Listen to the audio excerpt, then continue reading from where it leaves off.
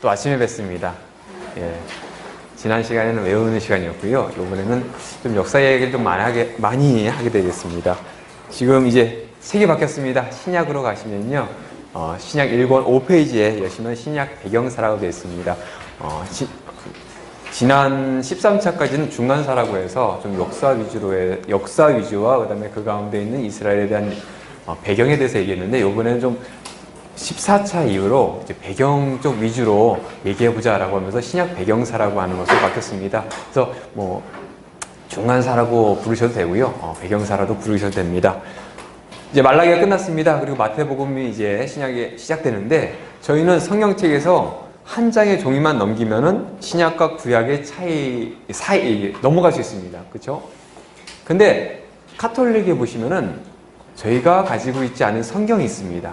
보통 외경 아니면 제2경전이라고 부르는 책들이 몇 권 있는데, 바로 중간사라고 하는 기간 동안에 저희 현재 기독교에서는 없는 책들이 카톨릭에 있는 모습을 통해서 중간사의 모습을 볼 수가 있습니다. 말라기가 424년 정도 됐고요. 예수님이 오신 시기가 BC 한 4년 정도입니다. 대략 계산해 보시면 400년이라고 하는 기간 정도가 차이가 나게 됩니다. 근데 성경에서는 그 차이를 확실히 느끼지 못합니다. 마태복음부터 시작해서 신약을 읽으시면서 뭔가 좀 다른 모습이 있다라고 하는 모습은 있지만, 성경 가운데 과연 그 안에 뭐가 있었을까라고 하는 것은 발견할 수 없습니다. 왜냐하면 말라기 이후로 세례 요한이 나타나기까지 어떤 하나님이 보내신 선지자가 없었습니다. 그리고 하나님께서 말씀하신 말씀이 없었습니다. 그래서 많은 사람들은 이 기간을 침묵기, 하나님께서 침묵하고 계셨다, 마치 좀 하나님께서 아무것도 안 하시고 가만히 계시다가 그 BC 4년 정도에 세례 요한을 보내시고 예수님 그때 이제 태어나시는 거죠. 태어나시면서 이제 사역을 시작하게 하신 것 아니냐라고 생각하실 수 있지만, 침묵하십니다. 세상에 이스라엘에게는 침묵하시지만 그 가운데 뭡니까? 세상을 운영하십니다. 마치 이스라엘이 멸망한 이후에 이스라엘이 다 끝난 것 같지만 그 제국들을 통해서, 바벨론과 페르시아를 통해서 그들을 교육하고 다시 페르시아를 통해서 성전을 세웠던 것처럼 그 제국들, 역사를 통해서 하나님께서 하나씩 준비하십니다. 뭘 준비하시겠습니까? 말라기에 하나님의 마음을 모르던 그들에게 말씀을 지키라고, 레위기 말씀을 지키고 성결하고 정결하게 살려고 했는데, 그것이 안 되다 보니까 이제 뭡니까? 우리가 늘 말씀하시는 게 하나님의 마음이 증명이 됩니다. 말씀으로 얘기하신 것이 아니라 직접 오셔서 보여주십니다. 그것을 준비하십니다. 단지 보여주시니까 보여서 끝이야가 아니라 그것이 확산해서 점점 퍼지게 하는, 그러니까 그 모든 배경이 구약에도 있지만 바로 우리가 잘 알지 못하는 그 400년, 요즘 많이 강의도 나오고 책도 나오는 그 중간사 기간 안에 모든 것이 배경이 형성되기 시작합니다. 그러다 보니까 마태복음부터 이제 사복음서에 보시면 바리새인도 나오고요, 사두개인도 나오고 해롭당도 나옵니다. 전혀 본 적 없죠. 그리고 십자가 처형이라는 것도 있습니다. 아마 구약에 보시면 사람을 나무에다 장대 맨다라고 하는 개념이 있지만 십자가라고 하는 것에 못 박는다는 개념이 없습니다. 왜냐하면 그 자체가 이미 다른 이방인들의 풍습이었거든요. 뭐 아수르나 바벨론으로 시작해서 사람을 나무에다가 못 박는 모습들, 그다음에 로마에서도 그렇게 형성된 모습들이 나타나고 있습니다. 그러니까 그런 모습들, 전혀 우리가 구약만 본다고 한다면은 신약에서는 생소한 모습들이 바로 이 중간사에서 나타나는데, 그 중간사에서 나타났던 것들 중에 배경이 되는, 쉽게 말하면은 신약의 배경이 됐던 이야기. 그러니까 이 배경사를 통해서 봅니까? 이때 배경이 되니까 신약에 이런 모습이 나타났었구나.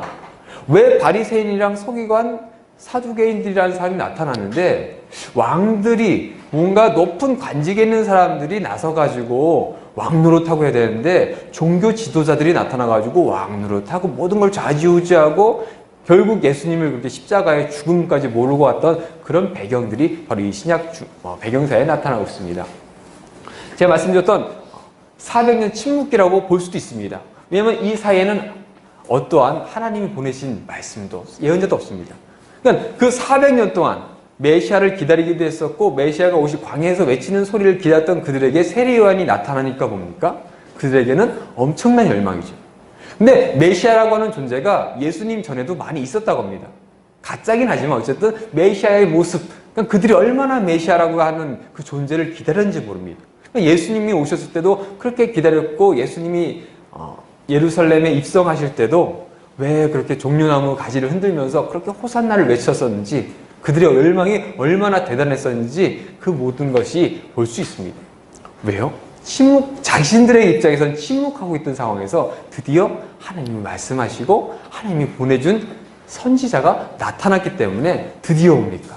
자신들은 다윗 시대처럼, 솔로몬 시대처럼 다시 한번 하나님의 나라, 왕국이 이 세상에 도래할 수 있다라고 하는 그런 기대를 늘 품고 있었습니다. 바로 그 기대 중간에, 그 기대가 폭발적으로 일어나기 시작하는 그 중간에 사건들, 그리고 그 중간에 있는 배경들을 이제 제가 설명드리겠습니다. 시기적으로 여기 보시면 중간사라고 해서, 중간사는 이제 페르시아 중간부터 그다음에 로마 시대까지 됩니다. 저희가 이제 학교 다닐 때 세계사를 보시면 분명히 아주 유명한 사람을 늘 배우게 됩니다. 바로 알렉산더라고 하는 사람이 있습니다. 보통 헬라 제국이라고 하는데 엄청난 영향력을 줬고, 그다음에 헬레니즘이라고 하는 문화를 만들어가지고 나중에 보시면 이제 로마에까지도 영향이 미치고 그 영향이 지금까지도 미치는 모습을 볼 수 있습니다. 근데 성경에서는 그에 대해서 얘기하지 않습니다. 왜요? 성경은 관심이 없으니까요. 그런 게 관심 없습니다. 하나님이 어떤 일을 하셨고, 그 제국 내에서 뭘 하셨고, 그 알렉산더라는 사람을 통해서 어떤 일을 하셨을까에 대한 관심이 있지, 알렉산더에 대한 관심은 없습니다.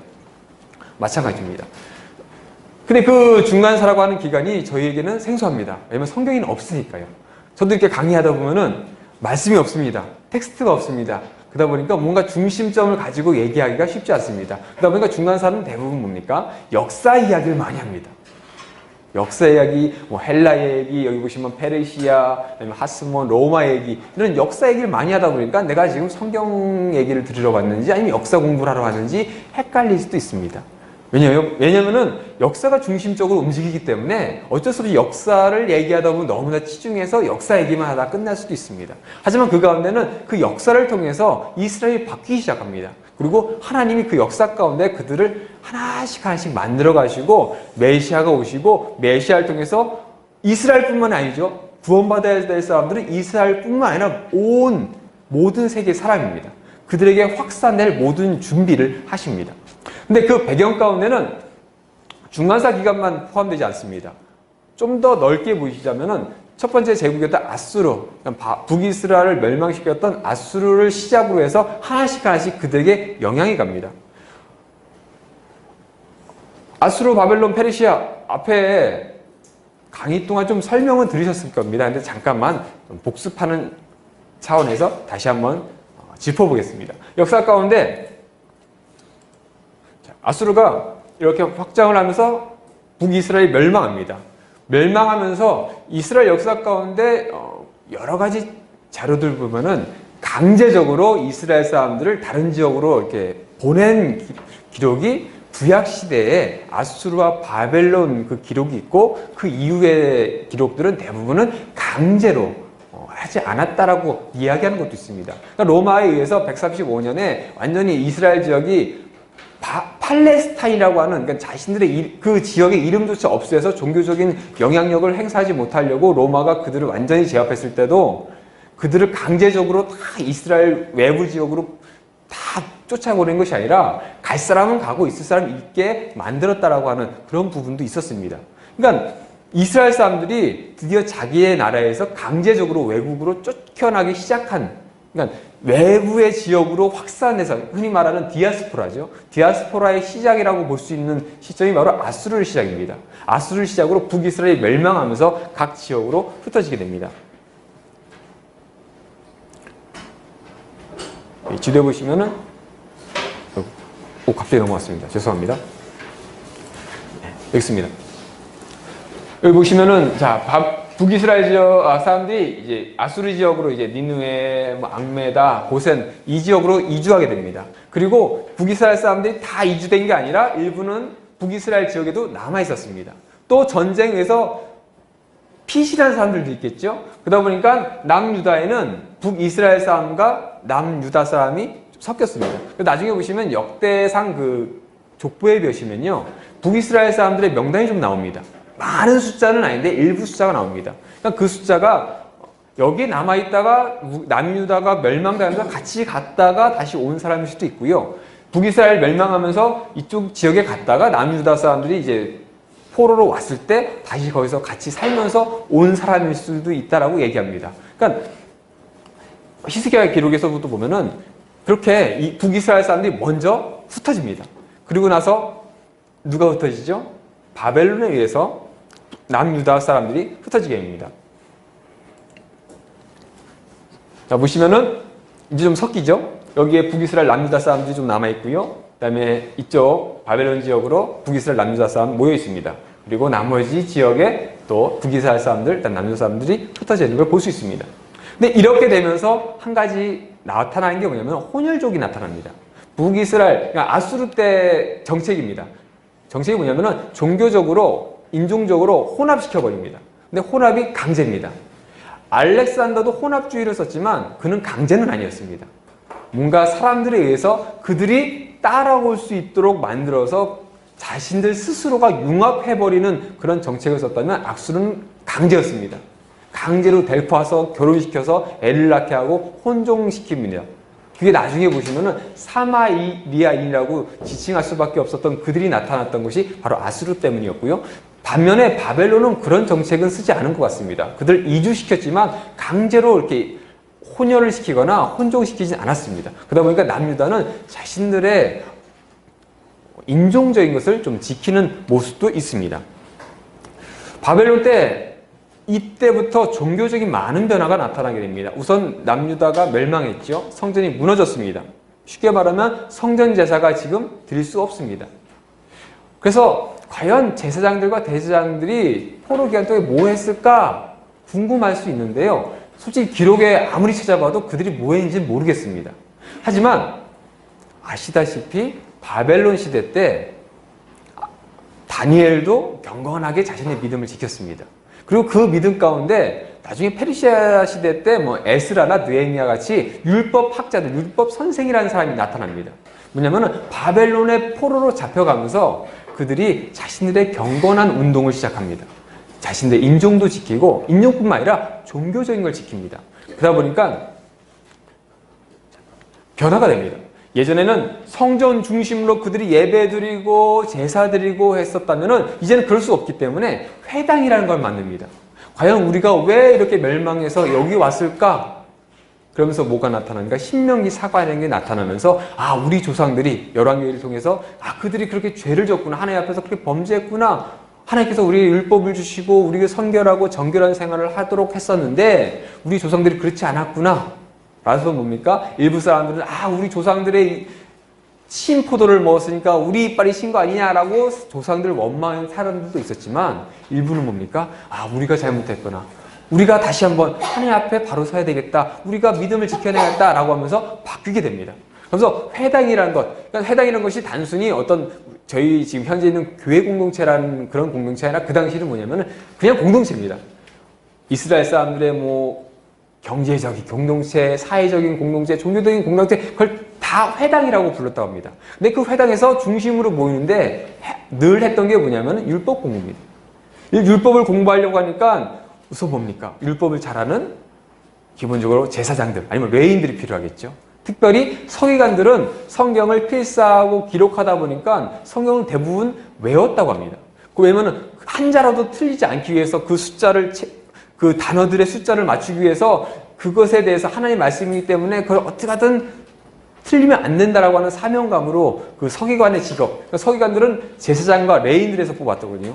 그리고 일부 역사 기록들, 열왕기에 보시면 서기관이라고 하는 기록들을 서기관이라고 하는 사람들이 몇 명 나옵니다. 그 중에는 제사장들 그룹, 그 다음에 레위인들의 그룹에서도 뽑힌 사람도 있지만 일반 사람들에서 뽑혀서 온 사람도 있습니다. 하지만 일반 사람들에 뽑혀서 온 사람들은 역사 기록을 주로 기록한, 그런 역대기에 보시면은 무슨 사가, 뭐 역대 사가, 열왕 사가 이런 사가들을 기록하는 사람들이 있는 반면에 우리가 흔히 하는 뭐 레위기나 신명기 이런 종교적인 이 기록들을 했던 사람들은 대제사장들, 아론의 후손들, 그 다음에 레위인들에서 뽑혀서 그 직업적으로 그렇게 기록했던 겁니다. 그러니까 그들을 데리고 와서 그들에게 성경이라고 한다면은 뭐겠습니까? 저희처럼 지금 신약과 구약은 아니겠죠? 아마 구약일 겁니다. 기본적으로 뭡니까? 모세오경이겠죠. 하나님께서 세상을 창조하시고 어떻게 이 세상을 만드셨고 출애굽 했고 레위기, 민수기, 신명기 아마 이것을 중심으로 성경 공부를 했을 겁니다. 근데 그것을 통해서 회당을 중심으로 자신들의 종교를 유지하게 됩니다. 그러니까 뭡니까? 다른 데서는 이 신도 섬기고 저 신도 섬기고 막 그러는데 유대인들은 뭡니까? 독특하게 자신들의 신만 고집하며 그것만 섬기려고 합니다. 그러니까 나중에 에스더 강의 때 나오더라고요. 그들이 자신들의 신만 섬기고 자신들의 법률만 지키는 그런 게 있으니까 그들을 해야 된다라고 하만이 그런 얘기를 하지 않습니까? 그렇게 자신들이 정말로 지켜나갑니다. 주변 사람들이 봤을 때도 쟤들은 도대체 뭐길래 저렇게 하나님이라는 존재를 저렇게 섬기고 그 경전을 그렇게 공부하며 그거 외에는 아무것도 믿으려 하지 않을까라고 하는 모습으로 살아갑니다.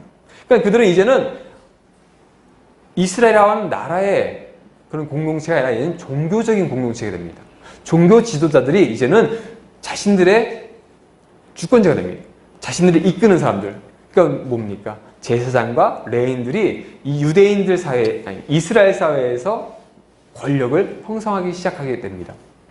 그러면서 그들에게 명칭이 새롭게 됩니다. 명칭에 보시면은 이스라엘에서 나중에 이제 신약에 보시면 유대라고 합니다. 라틴어로 보면 유대고요. 이제 그것을 헬라어나 그 당시 언어로 보면 유다라고 기록하고 있습니다. 그러다 보니까 에스더에 보시면 유다인들이라고 하는 부분이 있는데 그것이 보통 이제 헬라어에서 그 당시에 이제 이스라엘을 이제 포로 공동체로 오면서 이름이 형성됩니다. 왜냐면 그들이 유다 지역에서 왔거든요. 그 당시에 그들은 이스라엘이라고 하는 지역, 나라도 있었지만 이미 나라는 반이 갈라져가지고 북이스라엘 멸망했죠. 남쪽이 뭡니까? 남유다라고 부르지 않습니까? 왜냐면 그 지역이 유다 지역이었거든요. 그러니까 그들의 이름이 이제는 유다인입니다. 그러다 보니까 나중에 이제 저희가 유대인이라고 부르기도 하죠. 근데 뭡니까? 유다인들이 믿는 종교가 있습니다. 그러니까 뭐라고 부르겠습니까? 유다교. 나중에 이제 신학에 오시면 유대교라고 합니다. 그러니까 자신들의 형성을 하며 남들에게 유대교라고 하는 이름을 불리면서 형성됩니다. 근데 이것이 인종적으로 이스라엘 사람들만 유대교를 믿고 자신들만의 종교 생활을 하는 것이 아니라 신약에 보시면은 여러 경건한 사람들, 이방인들의 모습이 나타납니다. 뭐냐면은 바벨론에서 회당 중심으로 되면서 단순히 자신들만 믿는 공동체가 아니라 이방인들도 들어왔다고 합니다. 이방인들이 다 보니까 저들의 모습이 참 경건하고 거룩한 모습도 있는 것 같고 관심이 있어서 와서 뭘 하나 들어보기도 하고 그렇다고 해방에서 이방인들이 오는 거에 대해서는 거부하진 않았다고 합니다. 일정한 거리까지 여기까지 와서 들으십시오. 근데 그들 중에 뭡니까? 나도 한번 하나님이라는 분을 믿고 싶습니다. 한번 나도 유대교 사람이 되고 싶습니다. 라고 하는 사람들이 생겼다는 겁니다. 그럼 그들이 뭡니까? 그럼 당신들도 개종을 해야 됩니다. 어떻게 할까요? 우선 뭡니까? 할례를 해야 되겠죠. 할례를 행하고 그 다음 율법을 지키고 안식일을 지키고 매번 회당에 와서 말씀을 읽고 안식일을 지키면서 당신도 유대교 사람, 유대인들처럼 살아가십시오. 라고 하면서 이방인들의 많은 사람들이 그렇게 개종을 했다고 합니다. 그런 모습 가운데 이제 바벨론의 형성이 이제 그 문화가 형성하기 시작합니다. 그러면서 그들에게 있는 것이 뭐냐면 메시아 사상입니다. 왜냐면 포로로 이제 잡혀온 이후에 예언자들이 끊임없이 얘기했던 것이 구원될 것이다. 그리고 하나님이 보내신 누군가 메시아가 오게 될 것이다 라고 하는 열망이 있습니다. 그 누굽니까? 나라는 지금 이렇고 아무것도 없지만 우리가 종교 중심으로 공동체를 이루고 살다가 보면은 언젠가 다윗의 후손 중에 누군가 나타나서 자신들을 이끌고 아니면 포로 귀환해서 있는 그들에게 그 나라에 나타나서 그 나라를 다시 다윗과 솔로몬의 나라로 만들 누군가가 나타날 것이다 라고 하는 열망으로 그들이 살아갔다는 겁니다. 근데 그 가운데 어떤 일이 벌어집니까? 페르시아를 통해서 돌아가게 되죠. 70년 만에 돌아가게 됩니다. 3차 포로 잡혀갔을 이후에 약 한 50년 정도, 보통 그래서 그걸 희년이다 이렇게 부르기도 하죠. 그 희년 기간이다 라고 부르기도 하는데요. 그 기간을 통해서 돌아오게 됩니다. 돌아오는데 그때 지도자 중에 한 사람이 누구였습니까? 수룹바벨이라고 하는 사람이 있죠. 그 사람이 누구의 후손입니까? 다윗의 후손입니다. 그가 뭐겠습니까? 비록 고레스에 의해서 칙령에 의해서 돌아가긴 하지만 자신들의 지도자가 지금 누굽니까? 수룹바벨, 다윗의 후손입니다. 그러니까 그들의 속은 뭡니까? 혹시 저 사람이 메시아가 아닐까? 예언자들이 말했던 그 사람이 아닐까라고 하는 열망이 있었는데 아쉽게도 수룹바벨은 그 이후에 기록이 없습니다. 그리고 총독들의 기록에 의하면은 그 이후에 다윗의 후손이 나타나서 그들의 지도자가 되지 않습니다. 느헤미야도 유대인이긴 하지만 다윗의 후손은 아니죠. 마찬가지입니다. 그러니까 그들이 뭡니까? 바벨론과 페르시아를 통해서 뭔가 나타날 메시아가 이 사람이 아닐까? 이 사람이 아닐까? 고대하는 사람들이 나타나면서 그 열망이 하나씩 키워졌다는 겁니다. 그러면서 페르시아 이제 돌아오게 됩니다. 돌아와서 그들이 이제 성전도 건축하고 뭔가 잘해야 되는데 성전 건축도 중간에 중단됐다가 학개와 스가랴를 통해서 다시 한번 성전 건축이 되는데 그 이유 뭡니까? 다시 좀 흐지부지 됩니다. 그런 가운데 다시 에스라가 와서 그들을 교육하고 느헤미야가 와서 종교 개혁도 하고 그들이 다시 세워지는 것 같은데 느헤미야 마지막에 보시면 뭡니까? 느헤미야가 다시 돌아갔다가 다시 왔더니 이방인들이 성전에서 방을 형성하기도 하고 유대인들이 종교적으로 정말 굳건하게 지키면서 율법을 지키고 말씀을 지키고 성전 제사를 지키면서 성결하고 정결하게 살아가야 되는데 그들이 그러지 못했습니다. 그래서 느헤미야가 다시 돌아와서 다시 한번 개혁을 하긴 했는데 말라기 말씀에 보면 뭡니까? 그들은 여전히 그 상태로 살아가고 있습니다. 근데 느헤미야 보시면은 두 사람 나옵니다. 산발락과 도비아라고 하는 사람이 있습니다. 좀 주목해 주셔야 합니다. 이 사람들이 느헤미야 시대 때부터 영향력을 형성해서 결국 그들에 의해서 그 영향력이 나중에 이스라엘 안에서 상당히 큰 여파로 나타나게 됩니다. 그럼 이따가 말씀드리겠습니다. 자, 페르시아 시대를 통해서 페르시아 전역, 그러니까 이 지역이 이제 얼마나 많은 지역에 흩어져 있는지 모르겠습니다. 하지만 페르시아 지역, 그다음에 이스라엘 지역, 그다음에 이집트 지역으로 나눠지게 됩니다. 그러니까 포로 기간 동안에는 대부분이 이 페르시아, 시리아 지역에 이스라엘 사람들이 많은 숫자가 공동체가 이루어졌다면은 페르시아를 통해서 이집트와 바벨론 지역, 페르시아 지역에 큰 공동체를 이루게 됩니다. 큰 공동체를 이뤘다는 건 뭡니까? 예루살렘 지역, 이스라엘 지역에는 작다는 겁니다. 반대로 얘기하자면은 예루살렘 지역으로 많은 숫자의 유대인들이 오지 않았다는 겁니다. 기록에 의하면은 70인역 성경에 만들어졌던 배경에 대해서 그 외경에 보면 아스티아게스의 편지라고 되어 있는 편지가 있는데요. 거기에 보면은 그 70인역을 만들게 되면서 그 지역에 유대인들이 100만 명이 노예로 있었다. 그들을 해방해 주겠다라고는 부분이 있습니다. 그러니까 이집트에 뭡니까? 100만 명입니다. 통일 왕국 아니면 분열 왕국 가운데 뭐 무역을 하던 아니면 군인으로 여러 가지 이주를 해서 살던 그런 사람도 있었고 나중에 남유다가 멸망하고 예레미야가 나중에 이집트로 가게 되죠. 그때도 얼마 많은 숫자가 가진 않았습니다.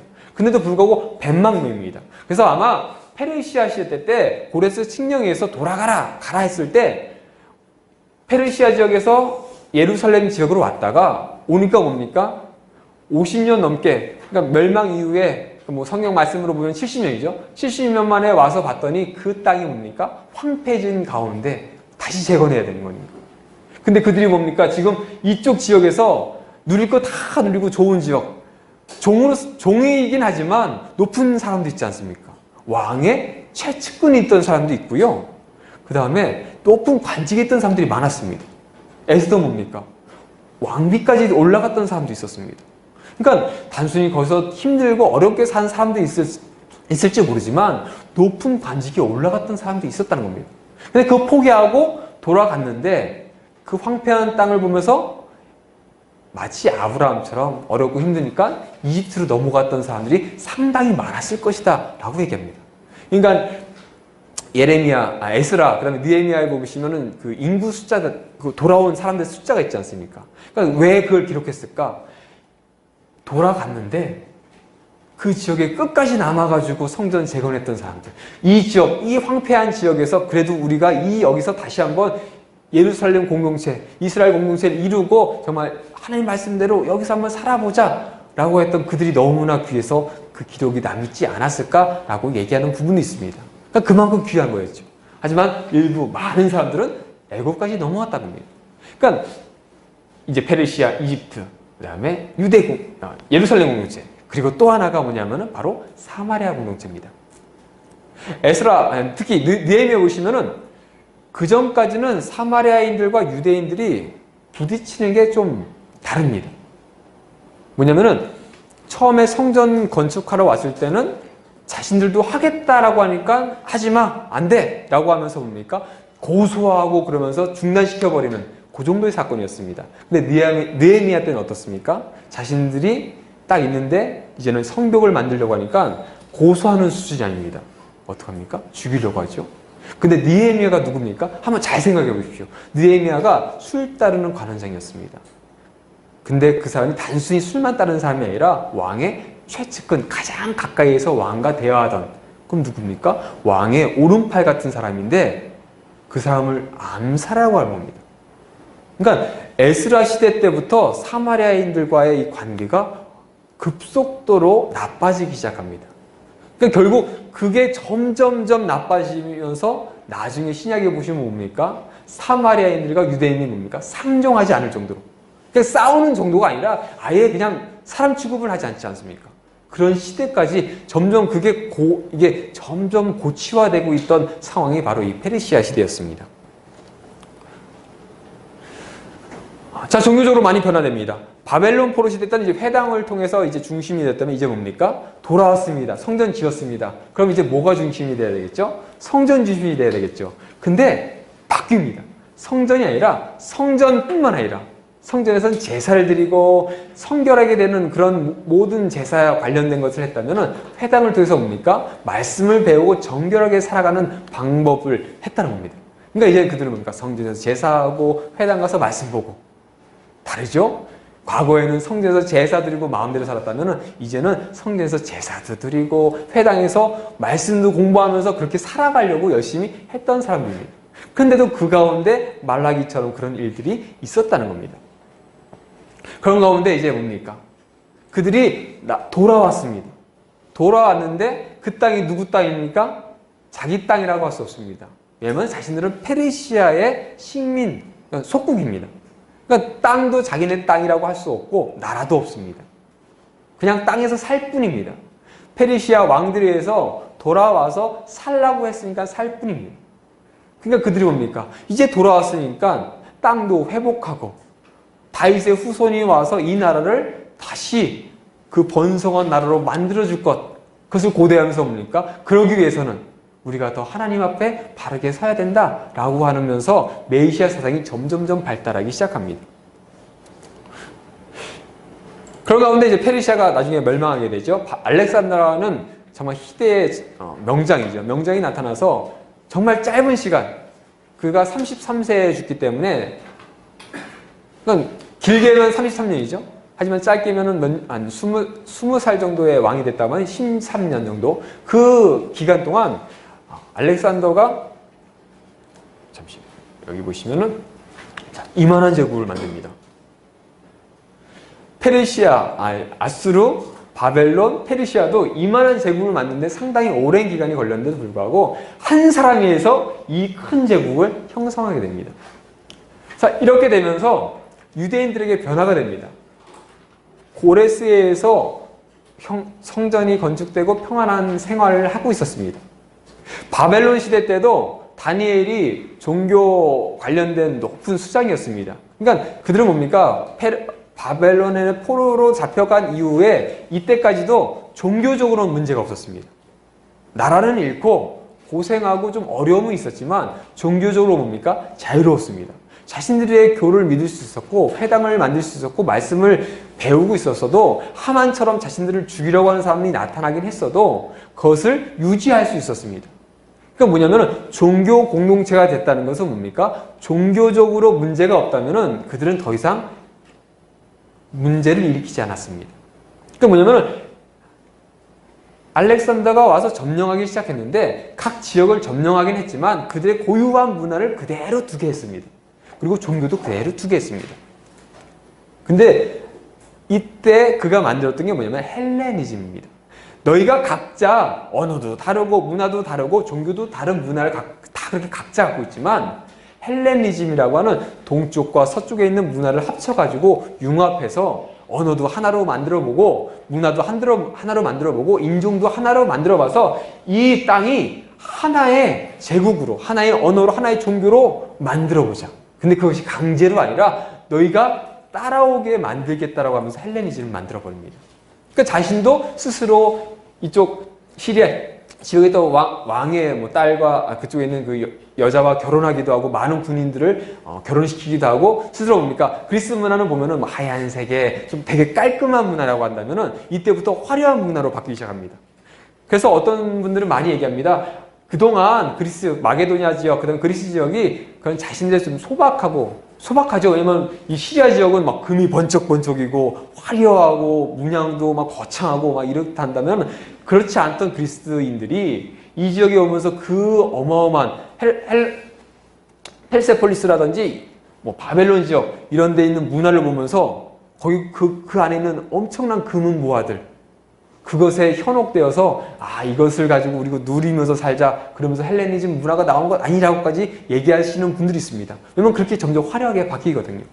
특별히 이 시리아 지역을 어쩌면 알렉산더가 헬레니즘이라는 걸 만들 수밖에 없었던 게 아수르, 바벨론, 페르시아가 늘 골치 아팠었던 게 이 시리아 지역이 맨날 분열돼서 싸우고 반란이 일어나고 왜냐면 수많은 민족들이 강제적으로 아수르에서 하나로 됐다가 그것이 페르시아를 거쳐서 바벨론 거쳐서 페르시아로 가면서 그것이 문제가 생기지 않겠습니까? 계속 그 문제. 그러니까 시리아 지역은 나중에도 보시면 늘 민족적으로 서로가 여기서 벗어나려고 하는 것 때문에 계속 반란이 일어나고 문제가 생기는 그 지역이었습니다. 그러니까 그 지역을 알렉산더가 자신들은 그리스 문화로 하나 되었는데 그것처럼 하나로 근데 이게 그리스 문화뿐만 아니라 이쪽에 있는 동양권에 있는 동쪽에 있는 문화와 하나 되는 헬레니즘을 만들게 됩니다. 그러니까 뭡니까? 강제가 아닙니다. 유대인들에게 있어서는 종교적으로 문제가 없습니다. 그러니까 뭡니까? 바벨론이 우리나라를 자신들을 다스리던 페르시아가 자신들을 다스리던 나중에 이제 헬라가 다스리던 별로 개의치 않습니다. 뭐 나중에 많은 자료를 보시면은 이제 페르시아와의 관계 때문에 여러 가지 문제가 있었지만 뭐 신화적으로 뭐 원래 알렉산더가 이제 이 예루살렘 지역을 완전히 함락시키려고 하다가 뭐 꿈에서 옛날에 대제사장이 뭐 옷을 입고 그런 이제 좀 신화 같은 이야기 있는데 그런 이야기를 통해서 봅니까? 알렉산더가 종교적으로 자유를 줬습니다. 근데 그것뿐만 아니라 알렉산더가 유대인들을 상당히 뭐랄까요? 신뢰하면서 좋아했습니다. 그리고 그들에게 다른 지역도 아닌 그들에게만 특별한 특권을 많이 줬습니다. 그러니까 종교적으로 완전한 자유입니다. 그들이 뭡니까? 3년마다 11조를 성전에 드리기도 하고 그러면 뭡니까? 나라에다가 세금을 내야 되는데 세금을 내고 자신들 종교적으로 11조를 내면 뭡니까? 돈이 없겠죠? 11조 우선 내고 또 나라에서 부과한 세금도 내고 하면 얼마나 힘들겠습니까? 그러니까 그런 세금도 면제해주고 그들이 뭡니까? 안식일에는 아무것도 하면 안 된다. 가서 거룩하게 안식을 지키면서 율법을 공부하면서 그런 회당에서 자신들의 문화를 종교를 지켰던 그들인데 알렉산더가 뭡니까? 그것까지도 풀어줍니다. 그러니까 만약에 그들이 유대인들 중에 군인에 온다면은 안식일이 되면은 그들은 뭐 전쟁에 참여도 안 해도 되고 안식일에는 아무것도 안 해도 된다. 그들의 종교적인 것을 완전히 특권을 해줍니다. 나중에 그러다 보니까 뭡니까? 특권 있는 유대인들. 근데 헬라 제국의 기본은 뭡니까? 그리스죠. 그러니까 그리스인들이 자신들과 거의 동등한 특권이 있는 유대인들을 얼마나 싫어하겠습니까? 그래서 이 헬라 제국 가운데 늘상 있었던 일이 그리스인들하고 유대인들이 늘 부딪혔다고 합니다. 그리스인들이 자신들이 이 나라의 주인이고 이 나라를 건축했고 이 제국의 주인이 되는 사람들인데 저것들이 더 큰 특권을 갖고 있는 것 같아서 되게 싫어했다고 합니다. 그것이 나중에 이제 로마에까지 영향을 미치는데 곧 로마 때 얘기해 드리겠습니다. 그 가운데 이제 헬라 제국이 만들면서 유대인들은 그 가운데 살아가고 있었습니다. 그런데 아쉽게도 아시죠? 제가 말씀드렸듯이 알렉산더가 너무 빨리 죽습니다. 그 큰 걸 만들고 일찍 죽으니까 문제가 뭐냐면은 이 나라가 과연 누가 다스려야 될 것인가? 어떻게 다스려야 될 것인가? 알렉산더라는 그 엄청난 카리스마를 가지고 그 모든 군대를 휘어잡아서 그 제국을 만들었던 그가 갑자기 사라지니까 문제가 생기겠죠. 그 땅을 하나로 가자. 아니야, 이걸 분열해서 가자. 이 회의를 열게 됩니다. 자, 그러면서 이것을 보통 역사에서는 바벨론 분열이라고 얘기합니다. 뭐냐면 이 나라를 어떻게 이끌어 나갈 것인가 라고 하면서 마지막 결론이 뭐였냐면은 분열도 좋지만 하나로 가자. 하나로 가되 각 장군들이 각 지역을 다스리면서, 그러니까 장군들은 각 지역의 총독처럼 이제 다스리고 왕을 세우자. 근데 문제는 알렉산더가 그때까지 자식이 없었다고 합니다. 결혼을 했는데 아직 출산하지 못한 상황. 그러니까 죽었을 때 록사나라고 하는 그 부인이 임신하고 있었는데 지금이야 산부인과가 좋으니까 남자인지 여자인지 아니까 남자는 왕을 시키고 여자는 뭐 다른 나라에 공주를 시켜서 뭐 이런 식으로 결정할 수 있는데 누군지 모르니까 어떻게 결정할지 모르는 겁니다. 근데 그 가운데 누가 있었냐면은 여기 보시면 필리포스 3세라고 하는 사람이 있었다고 합니다. 그러니까 알렉산더와는 배다른 형제가 하나 있었는데 그렇다면은 그 사람과 후대에 록산나가 아이를 낳았을 때 만약에 아들이면은 두 사람을 공동으로 통치자로 만들자. 왜냐면 알렉산더가 만든 제국인데 알렉산더의 자손이 왕이 돼야 되는데 그렇게 되지 않겠느냐라고 하면서 공동 통치를 하자라고 결론을 지면서 그렇게 모든 것이 끝난 것 같았습니다. 근데 아니죠. 왜냐면은 그 가운데 뭡니까? 야심 있는 사람이 있습니다. 내가 알렉산더의 후계자로서 이 제국을 다스려야 되겠다라고 하는 사람들이 생겨나게 됩니다. 그러면서 전쟁을 벌이게 됩니다. 그래서 보통 이제 디아도코이 전쟁을 합니다. 여기 보시면 1차, 2차, 3차, 4차, 5차까지의 큰 전쟁이 있습니다. 여기 보시면 322년부터 286년 동안의 전쟁이 벌어집니다. 이 지역이 헬라 전 지역에서 벌어지게 됩니다. 그러니까 유대인들은 뭡니까? 본의 아니게 제국에 소속되면서 전쟁 가운데 들어가게 됩니다. 근데 그냥 전쟁 가운데 있었으면 좋겠는데 여기 보시면은 프톨레마이로스라고 하는 사람이 있습니다. 이 사람은 이집트 지역을 관할하던 장군입니다. 근데 이집트에 있던 이 장군이 남부 시리아 지역, 그러니까 이스라엘 지역을 다 점령해 버립니다.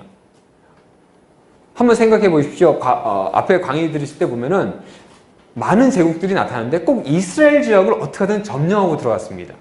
이유가 뭐냐면은 시리아 지역에서 이집트로 들어가려고 하면은 그 관문이 어디냐면은 바로 이스라엘 지역입니다. 그러니까 두 나라가 전쟁을 벌이는데 결국 그 격전지로 와서 부딪히는 것이 늘 이스라엘 지역입니다. 왜냐면은 이집트에서도 군대가 올라올 거고 시리아에서도 군대가 내려올 거고 그 두 군대가 부딪히는 것이 늘 이스라엘 지역이었습니다. 그러니까 뭐냐면 이집트 입장에서는 이스라엘 지역을 차지해야 자신들의 방어선이 형성됩니다. 그러니까 바로 느고가 굳이 그 아수르와 바벨론이 전쟁할 때 그 위쪽까지 막 올라가면서 요시아가 막았을 그 당시에 왜 위로 올라갔냐면은 위로 올라가서 그 지역을 확보해야 뭡니까? 바벨론이라고는 새롭게 떠오르는 제국이 들어왔을 때 막을 수 있습니다. 막아야 이집트 제국 안에 전쟁이 벌어지지 않습니다. 그러니까 이집트 지역 사람들은 어떻게든 올라가려고 합니다. 시리아 지역은 뭡니까? 애굽이 워낙 고창지대입니다. 곡식이 풍부합니다. 식량이 풍부합니다. 그렇다면 뭡니까? 전쟁했을 때 유리할 수밖에 없습니다. 그러니까 뭡니까? 어떻게든 차지하려고 합니다.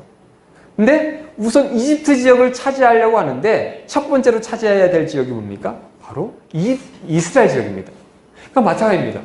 프톨레마이오스가 애굽 지역이다 보니까 점령해야 됩니다. 그러니까 본의 아니게 이스라엘은 이때부터 시작해서 여기 보시면 1차 때, 그 다음에 3차 때, 4차 때까지 전쟁 가운데 휘말리게 됩니다. 그러니까 종교적으로 자신들의 공동체를 유지하지만 전쟁 때문에 그 지역이 어려움을 당하게 됩니다. 나중에 보시면 신약에 밭에 감추인 보화 그 예 있지 않습니까? 그것이 그냥 예수님이 만들어낸 것이 아니라 하도 전쟁이 일어나니까 금은보화 다 뺏어가고 사람도 끄집어가고 그런 상황이다 보니까 그걸 지키려고 어떻게 하면 될까 하는 방법 중에 보면 땅에다 묻는 겁니다. 내 땅에다가 이렇게 묻어놨다가 끌려갔다가 다시 돌아와서 찾아가지고 내가 이걸 가지고 살아야지 라고 하면서 많은 사람들이 밭에 감췄다고 합니다. 그래서 뭐 어느 기록에 보니까 뭐 지금도 이스라엘 지역 막 파다 보면은 간혹 가다가 뭐 금은보화가 나오는데 그것이 이 당시부터 시작해서 땅에 막 감췄던 그런 일들이 있다 보니까 신약 시대 때도 뭐 땅을 파다가 금은보화를 가끔 이제 캐는 일들, 예수님이 그것을 이제 비유로 드신 그런 부분도 있었습니다. 자, 이렇게 전쟁 가운데 있었습니다. 하지만 뭡니까? 전쟁이고 제국이 점령됐지만 그들은 여전히 종교적으로 자유로웠습니다. 그러니까 그들이 뭡니까? 여전히 종교 가운데 자유하면서 그것을 지키면서 살아갔다는 겁니다. 자, 그렇게 해서 전쟁이 끝났습니다. 요거 하나 보시죠. 이 전쟁, 이 역사적인 것들이 이제 보시면 다니엘에 나타나게 됩니다. 다니엘 보시면은 이제 순양과 순년소가 싸웠다가 이제 지고, 그다음에 뿔인 뭐 4개가 나오고, 그런 그러니까 4가지에 대한 얘기가 나옵니다. 뭐냐면은 5차 전쟁이 딱 끝나면서 헬라 지역은 여기 보시면 시리아 지역을 차지하는 셀러쿠스, 그다음에 이집트를 차지한 프톨레마이오스, 그다음에 이쪽 소아시아 지역을 차지한 니시마코스, 그다음에 이쪽 그리스 지역을 차지한 카산드로스라고 하는 이 4왕조에 의해서 나눠지게 됩니다. 그러니까 다니엘서는 여기까지는 기록되어 있습니다. 근데 세계사를 보시면은 이 4개가 로마에서 멸망당하지 않습니까? 이것이 세 개의 제국으로 받게 됩니다. 보시면은 셀러쿠스, 프톨레마이오스, 안티오코스라고 하는 이 세 왕조에 의해서 헬라 제국이 멸망할 때까지 이렇게 갑니다. 나중에 보시면은 로마가 이쪽 안티오코스 왕조 다 멸망시키고요. 그다음에 나중에 셀러쿠스 왕조 다 멸망시키고 프톨레마이오스 우리가 잘 알고 있는 클레오파트라 그 마지막 여왕을 마지막으로 헬라 제국이 완전히 멸망하게 됩니다. 그러니까 다니엘에 나오는 4가지에 대한 얘기를 할 때는 요 앞선, 그러니까 전쟁에 의해서 최종적이 아니죠. 전쟁이 딱 끝나면서 마무리가 어느 정도 됐을 때의 이야기가 바로 그 넷불이고요. 좀 더 중간에서 많이 다루게 되는 지역이 바로 이 세 지역이 다루게 됩니다. 자, 이 가운데 말씀드렸습니다. 이스라엘은 이집트와 시리아 사이에서 늘 고생했다고요. 5차 전쟁 겪었습니다. 근데 방금 보셨듯이 지도에서 이집트와 시리아를 점령하는 두 왕조가 있죠.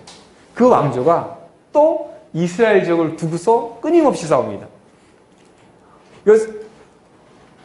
이것을 보통 이제 뭐 시리아 전쟁, 이집트 시리아 전쟁 이렇게 세계사에서 얘기하는데요. 보통 여기 보시면 1차부터 5차라고 하는 276년부터 198년.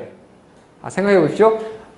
디아도코의 전쟁이 322년부터 시작했습니다. 그리고 전쟁이 5차 전쟁까지면 198년입니다.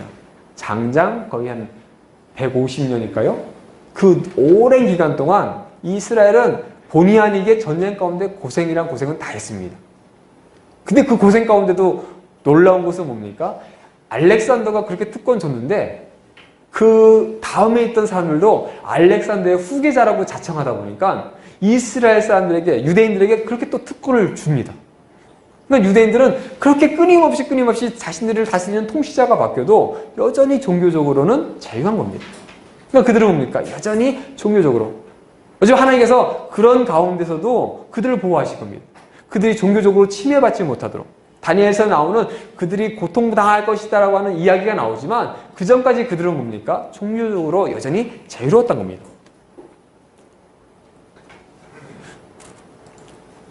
자, 그러면서 보시면 안티오코스, 셀러쿠스, 프톨레마이오스 이 큰 4지역에 이제 유대인들이 형성하고 있습니다. 근데 이 시기가 언제쯤이냐면은 우리가 흔히 알고 있는 실크로드라고 하죠. 그 비단길이 형성되어서 동과 서가 교류하던 시대입니다. 그러니까 뭐냐면은 유대인들이 뭐 중국까지 넘어갔다, 뭐 인도까지 넘어갔다, 막 이런 얘기가 있는데 바로 이 헬라 시대 때부터 형성됐던 이 비단길을 통해서 대부분 유대인들이 좀 무역을 많이 했다고 합니다. 그래서 알렉산더가 자신의 제국을 형성하면서 알렉산드로스라고 하는 도시를 만들면서 유대인들을 많이 집어넣었다고 합니다. 그럼 이 사람들이 워낙 그러니까 상업을 잘하다 보니까 그 지역에 뭡니까? 상거래를 활성화시켜서 도시를 더 크게 확장시키기를 목적으로 유대인들을 많은 지역으로, 그러니까 이 넓은 지역으로 많이 흩어져 살도록 유도했다는 겁니다. 그러니까 뭐냐면 이제는 뭡니까? 유대인들이 이 지역에 살고 있지만 더 넓은 지역으로 디아스포라 형성됩니다. 그러니까 사도행전에 보시면 그 많은 지역에서 오게 됐던 그 이유가 어쩌면 알렉산더에 의해서 그렇게 많은 교류와 비단길을 통한 그런 여러 확장된 그 디아스포라들이 그렇게 다 돌아오는 그런 모습도 보입니다. 근데 이 시대를 통해서 보니까 그들의 언어도 좀 바뀝니다. 헬라어라는 것을 쓰게 됩니다.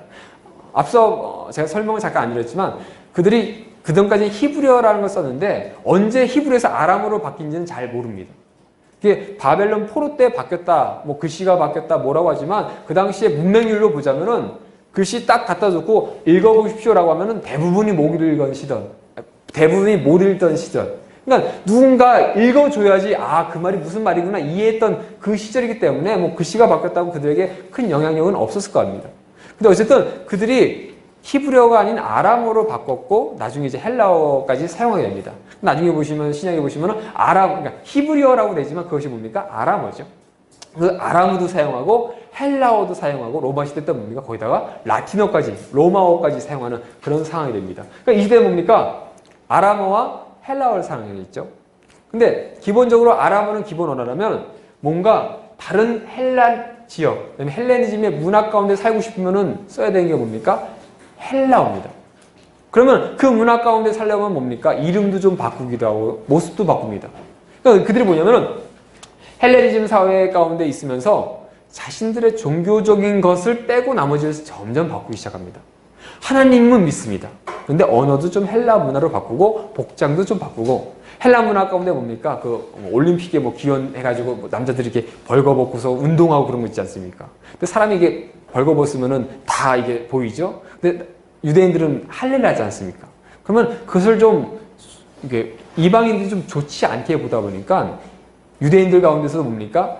유대인이긴 하고 종교도 믿고 율법도 지키고 하나님도 믿는데 할례를 하지 않는 사람들이 있었다고 합니다. 그러니까 나중에 보시면 이제 바울 가까운 제자 중에 디모데라고 하는 사람, 엄마가 유대인인데 할례를 하지 않은 모습들. 뭐냐면 헬라 지역에서 살다 보니까 헬라 사람들처럼 살다 보니까 뭡니까? 그들 문화 가운데 융합되기 시작합니다. 종교적인 것 빼고는 다 그들이 포용하기 시작합니다. 그것이 나중에 이 시대 때 예루살렘 지역에도 그런 사람이 생긴 겁니다. 예루살렘 지역, 그 지역에서 종교적으로 정말 중심에 살던 그들 가운데 헬라 문화를 하는 사람이 생긴 겁니다. 근데 그것이 단순히 한두 사람이 아니라 종교 지도자들 가운데서도 그런 모습으로. 왜냐면은 그렇게 해서 뭔가 제국의 그 왕들에게 힘을 얻고 그들을 통해서 권력을 유지하고 싶은 사람 있지 않겠습니까? 아무리 그들이 종교 공동체가 되고 대제사장, 제사장, 레인들이 중심이 되어서 그렇게 형성되었지만 그들 가운데서도 뭡니까? 나도 대제사장 되고 싶은데. 같은 아론 가문인데 나의 사촌은, 나의 동생은 대제사장이 되어가지고 있는데 나는 제사장이야. 저 사람은 저런 권력을 있는데 나는 그런 게 없어. 그게 뭡니까? 내가 한번 사회적으로 이 제국에 의해서 힘을 좀 얻어가지고 저 자리를 차지하면 어떨까라고 하는 사람들이 생겼다는 겁니다.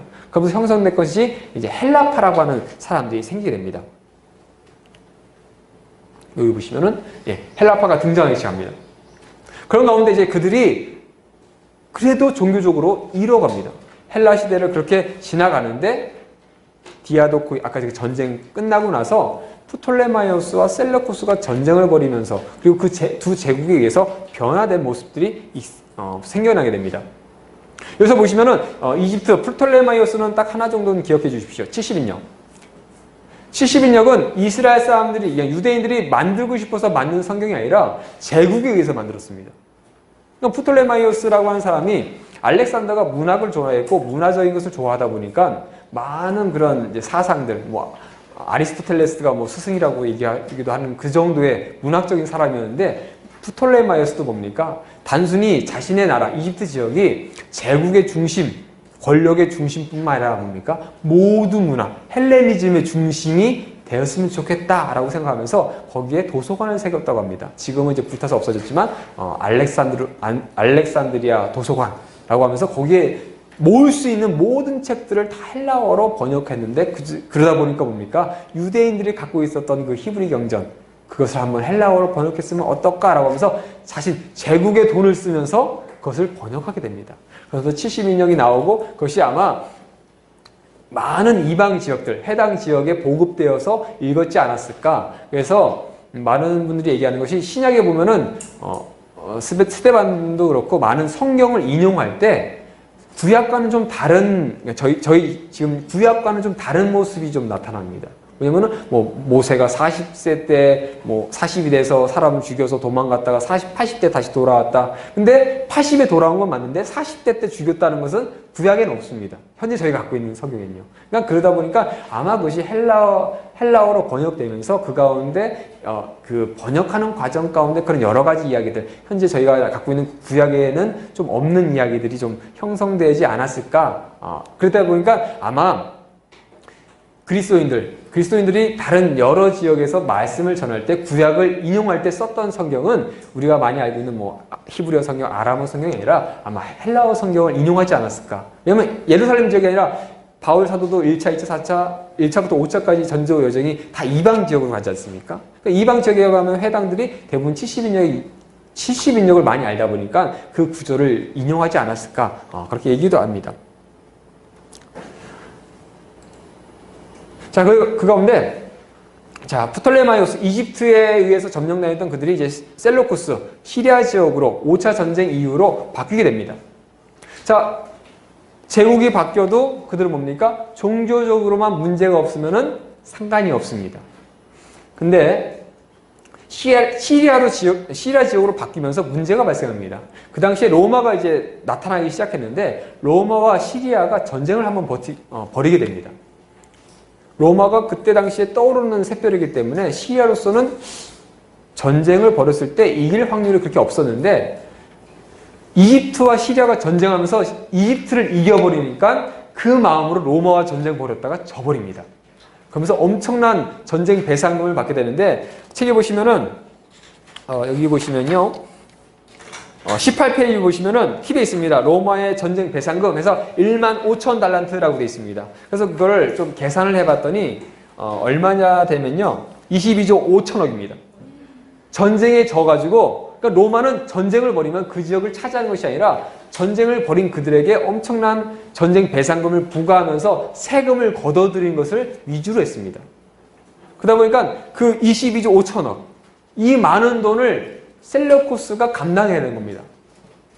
근데 22조 5천억 엄청나죠? 그것을 감당하다 보니까 돈이 없다 보니까 어떤 일이 벌어지면 왕들이 그 돈 마련하다가 두 사람이 암살당합니다.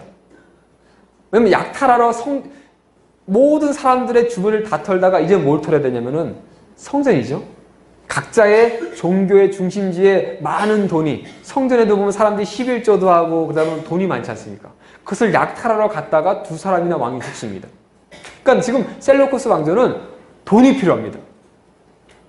자, 돈이 필요한데 그 기회가 누구한테 가냐면은 아까 그 예루살렘 지역에 헬라파라고 하는 사람들 있지 않습니까? 그 사람들이 그 기회를 잡습니다. 자신들이 갖고 있던 돈을 가지고 와가지고 왕한테 거래를 한 겁니다. 내가 대제사장 자격 있긴 한 사람이 가가지고 내가 자격이 있는데 나 그거 달라고. 대신 내가 그 돈을 주겠다. 왕은 뭡니까? 돈이 필요합니다. 안 그러면 로마에 의해서 고통당하다 보니까 그 돈을 마련하기 위해서 대제사장을 팔게 됩니다. 그때 나타난 사람이 바로 야손이라고 하는 사람입니다. 여기 보시면은 프톨레마이오스, 셀루쿠스까지 이제 대제사장이 이제 시몬 2세, 오니아스 3세까지는 한 가문입니다. 여기 보시면 야손도 같은 한 가문인데 아론과 그다음에 비나스 계열, 그다음에 나중에 보시면은 사독의 계열로 쭉 이어졌던 그 가문이었습니다. 근데 오니아스가 있고 야손이 동생이라는 얘기도 있고 사촌이라는 얘기도 있습니다. 어쨌든 같은 가문이고 두 사람 다 대제사장의 정통 가문입니다. 그러니까 다른 사람, 그러니까 자기 사촌인지 형인지 어떤 그런 기록이 있지만 어쨌든 그 사람이 대제사장을 했는데 이 사람이 헬라파였는데 헬라파였던 사람이 권력을 차지하고 싶어서 돈을 주고 사게 됩니다. 그 대표적인 그때 당시 왕이 안티오코스 4세입니다. 다니엘서에 보시면은 이스라엘 사람들을 괴롭혔던 왕 이름이 누구죠? 안티오코스 4세 에피파네스라는 사람이었습니다. 똑같은 사람입니다. 그러면 그 사람이 돈이 필요해서 대제사장을 매매할 수 있도록 만들어버립니다. 그러다 보니까 그 70일에 설명하실 때 보면은 뭐 오니아스 3세까지 시대를 잡는 이유가 뭐냐면은 이때부터 뭡니까? 그동안 앞에 있던 대제사장이 죽어야 그 다음 대제사장이 세워지고 했었는데 그것이 깨져버립니다. 돈을 주고 사고 파는 일이 벌어집니다. 그래서 신약에 보시면은 대제사장이 뭡니까? 그 당시에 기록에 보면 대제사장들이라고 되어 있습니다. 복수입니다. 뭐냐면은 사고 팔고, 나중에 이건 또 좀 다른 얘기긴 한데요. 사고 파는 일이 있다 보니까 1년 하고 그만두고 1년 하고 그만두고 하는 그런 일들도 벌어졌다는 겁니다. 그러니까 대제사장이라는 사람들이 많이 있었다는 그런 얘기죠. 그런 상황 가운데 이제 뭡니까? 종교적으로는 문제가 없는데 대제사장직이 흔들리기 시작합니다. 돈 가지고 사고 파는 일들. 그 이후에 야손 이후에는 뭐냐면은 아예는 정통 가문에서 나온 게 아니라 그냥 돈만 주면 살 수 있는 자리, 그 정도까지 격화됩니다. 특별히 메넬라우스라는 사람이 정통 가문이 아니었다고 합니다. 그 사람도 역시 돈 주고 사는 일이 벌어지게 됩니다. 그러니까 유대인들 가운데 이제 문제가 생깁니다. 과연 우리가 대제사장을 어떻게 생각해야 되나? 이 사람이 인정해야 되나 말아야 되나? 라고 하는 가운데 있었습니다. 그 가운데 안티오코스가 아까 그 전쟁 가운데 보시면은 6차 전쟁이라는 게 있었습니다. 그 6차 전쟁을 다시 벌입니다. 근데 전쟁을 벌이는데 왕이 갔다가 죽었다는 얘기가 소문이 올리면서 정통 가문이 아닌 메넬라우스를 추출하려고 하는 일이 벌어졌다가 그게 왕에게 발각됩니다. 생각해 보십시오. 자기가 세운 대제사장을 일반 사람들이 쫓아내려고 한 겁니다. 왕권에 대한 도전으로 생각하고 핍박하기 시작합니다. 그래서 다니엘서에 보시면은 그 유대인들이 고통받는 이야기가 이때부터 시작합니다. 그러니까 그가 뭐냐면은 그동안 헬레니즘으로서 특권도 다 유지하고 종교적으로 유지했던 그들이었는데 그들이 하는 것 보니까 도저히 이거는 참을 수 없다. 유대교 완전히 말살해버리겠다는 그런 식입니다. 근데 뭡니까? 대제사장과 이미 권력층은 다 헬라파가 장악하다 보니까 왕에게 호의적입니다. 왕에게 하십시오. 성전문 열고 돈도 다 갖다 주면서 쓰십시오. 그러니까 위에 권력층은 권력 있던 제국의 왕들과 다 권력, 힘을 얻기 위해서 그러고 있고 그 가운데 종교적인 탄압이 일어나기 시작합니다. 그런 가운데 여기 보시면은 구전율법이라는 게 있습니다. 뭐냐면은 왕이 그렇게 안티오코스 4세가 그렇게 핍박하다 보니까 문제가 발생합니다. 율법도 지키지 못하게 되고 안식일도 지키지 못하게 되니까 경건한 운동을 하긴 하는데 율법을 어떻게 지킬 것인가? 사람들을 율법에서 하나도 조금이라도 어김없이 완벽하게 지키게 할 수 있을 것인가? 라고 하면서 구전율법이라는 것을 만들어냅니다. 자신들의 이야기가 마치 하나님의 율법이었다라고 하는, 그러니까 처음 목적은 율법을 지키기 위한 방법으로 만들었던 겁니다. 근데 나중에 신약에 보시면 뭡니까? 이것이 자신들의 권력을 유지하는 도구로 만들어 버립니다. 그러니까 예수님께서 그 바리새인들에게 그 율법에 대해서 계속 지적하실 때 보시면은 장로들의 유전, 그들의 율법이라고 하는 그 명칭을 계속 사용하시는데 보면은 하나님의 율법이 아닌 자신들이 만든 걸 가지고 그것이 전부이냐 그렇게 지키던 그런 모습이 시작하는 것도 바로 이때입니다. 자, 이 가운데 우리가 많이 알고 있는 마카비 혁명이 일어나게 됩니다. 그 가운데 이제 성전도 더 이상 이제 제사도 못 드리고 하는 그 가운데 유대인들이 이제 무력을 통해서 어떻게든 회복하겠다라고 하면서 마카비 혁명이 일어나게 됩니다. 여기 보시면은 마카비 가문이 아론에서 엘르아살에서 여우야립 해가지고 솔로몬 시대 때 그 직분 맡았던 사람들 중에 한 명의 이름이 있습니다. 그 가문의 후손이라고 보통 얘기는 합니다. 그래서 핫서몬을 통해서 이제 마따디아라고 하는 나이가 많은 이 제사장이죠. 제사장을 통해서 그 마카비 혁명, 마카비의 이름은 이제 여기 보시면 셋째 이름이 뭐 마카베오 하기도 하고 마카비라고 합니다. 망치란 뜻인데요. 그 사람이 이제 중심이 되어가지고 혁명이 일어나고 성전을 회복합니다. 이 성전을 회복하면서 다시 한번 제사를 드리게 되는데 그날을 기념하면서 지키는 것이 지금 이제 이스라엘에서는 하누카라고 얘기하기도 하고요. 신약에 보시면 수전절이라고 하는 절기가 있습니다. 그래서 신약의 그 수전절이 과거에 구약시대 때 만들어졌던 것이 아니라 바로 이 중간사 기간 동안에 이 마카비 혁명 때 그 안티오코스 4세 때문에 돼지피가 뿌려지고 그 모든 신전에 있던 성전 기물들이 다 다른 쪽으로 치워지고 다른 우상이 세워졌던 것을 다시 회복했던 것을 기념하면서 그들이 수전절이라는 것을 지키게 됩니다.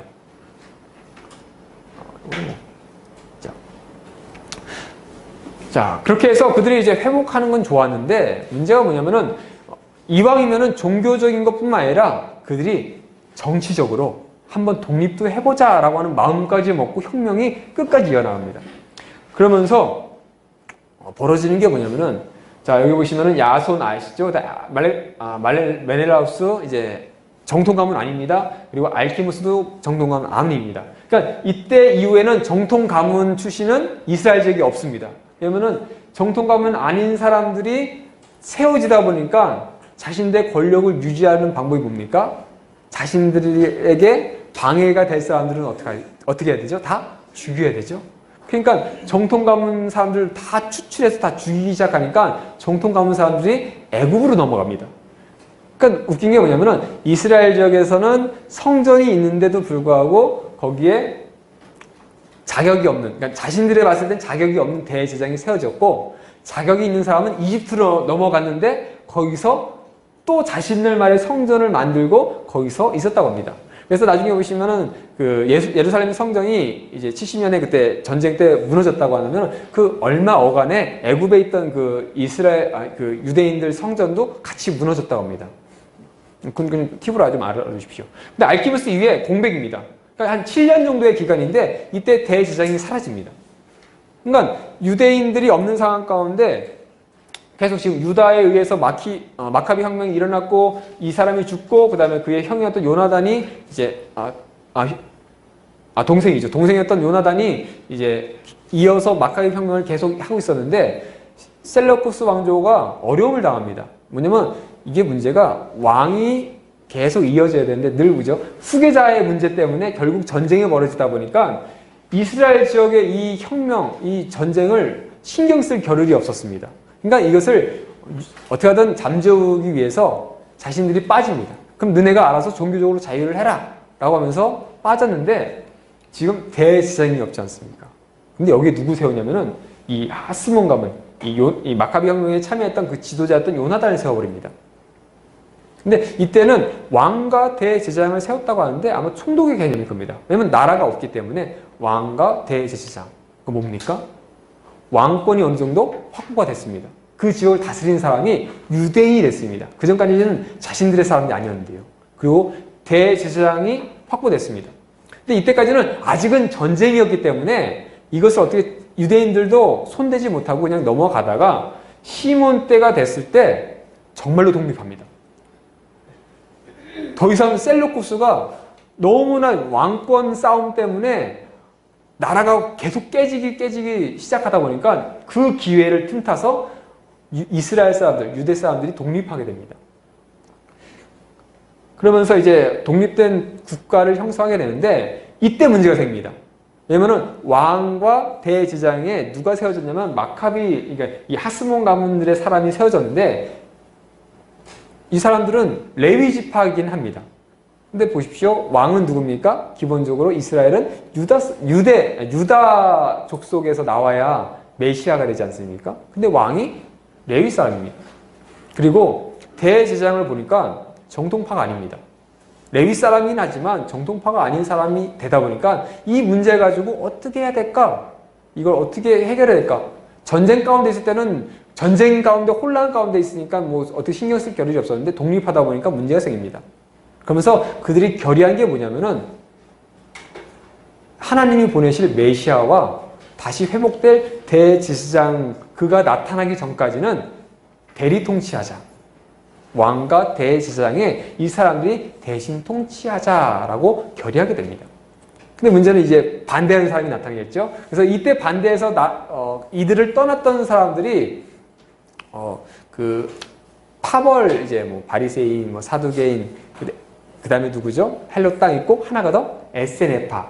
예. 에세네파는 현재 있는 나라도 거부하고 종교 지도도 거부하는 그런 모습을 보이는데 아마 이때쯤에 시몬이 그렇게 자격도 없는 사람이 올라가다 보니까 그것에 반발해서 나갔던 사람들에 의해서 형성되지 않았을까라고 보통 보고 있습니다.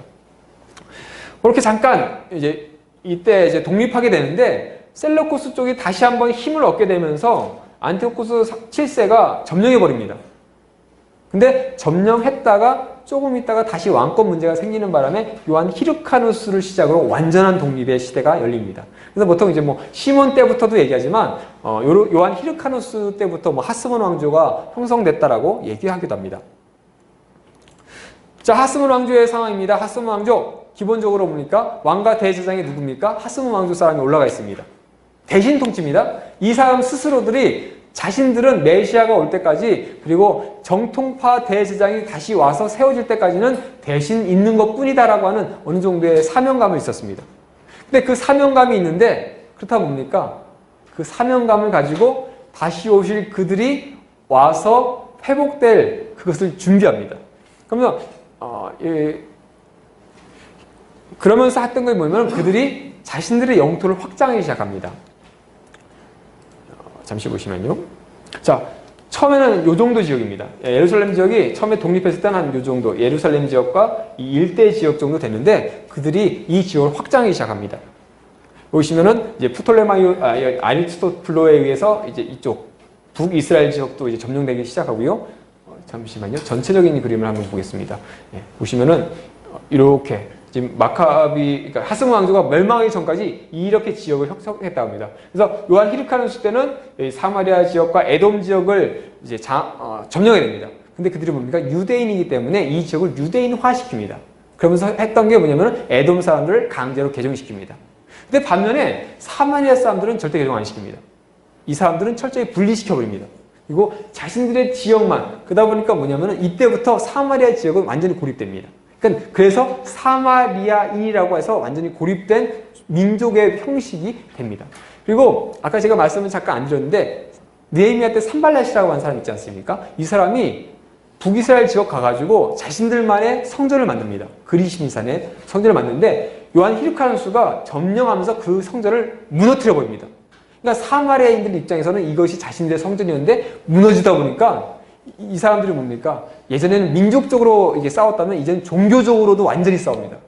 그러니까 그 이후에는 그 사건 때문에 사마리아인과 유대인들이 정말로 결별돼가지고 그렇게 가증하게 여기고 싫어하는 모습들이 그렇게 역사적으로 아주 강하게 이때부터 형성되기 시작합니다.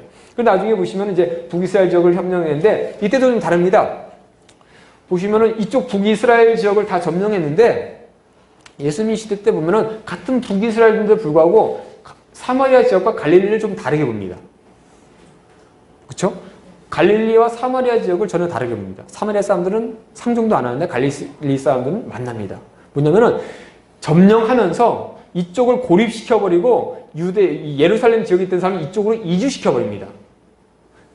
그러니까 이 지역도 이제 유대인 지역으로 형성됩니다. 근데 문제가 뭐냐면 예루살렘 지역은 중심 지역이니까 자신들의 중심이 되고 뭔가 우월하다고 하는 생각이 가지고 있고 같은 지역에서 넘어가는데 너희는 위쪽에 있는 사람들이야 라고 하면서 좀 천시하는 벌어집니다. 그러니까 나중에 보시면 뭐 누구죠?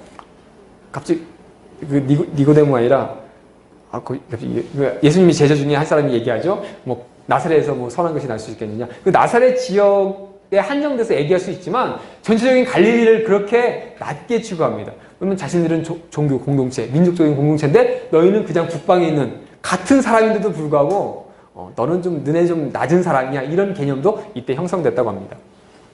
그렇게 가고 있었는데 자 왕권이 회복되고 나라가 회복되고 종교적인 안정이 생겨되면서 이제 여기 보시면은 종교 재판 그러니까 사내들이라는 것도 이제 뭐 재판기구 이름 자체인데 공의회라는 뜻을 갖고 있습니다. 여기서 공적으로 결정한 것이 유대 사회의 법률이 되는 겁니다. 그런 형성도 이제 재판기구도 형성되게 됩니다. 근데 그 가운데 뭐냐면은 이제 유대 지역에 분파가 생기게 됩니다.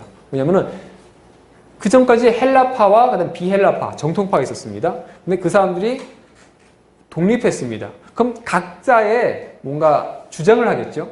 내가 뭔가 내가 기여했다 서로. 지금 뭐 우리나라 뭐 이렇게 당들 이렇게 나눠진 것처럼 서로가 지도자인데도 불구하고 나눠지는 겁니다. 사상이 비슷하고 생각이 비슷한 사람들이 모입니다.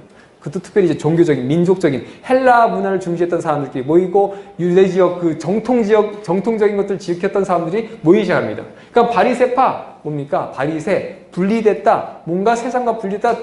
그 고통 가운데 우리는 이걸 지키려고 했던 사람들이다라고 하면서 바리새파라는 게 형성되고 사두개파 사독의 후예라고 하는 의미를 갖고 있다고 합니다. 뭐냐면은 헬라파가 그 안티오코스 4세 이후로는 성전의 모든 주요 직책들을 다 장악하고 있었기 때문에 자신들 정통이 아니지 않습니까? 정통파는 이미 애굽으로 도망갔고요. 그러니까 자신들의 정통성을 확보하기 위해서 자신들도 사독의 후예다라고 하는 의미로 사두개파라고 하는 이름을 썼다라고 하는 이론도 있습니다. 뭐 다른 얘기도 좀 하는 부분도 있습니다. 어쨌든 그렇게 두 파가 큰 힘을 형성합니다.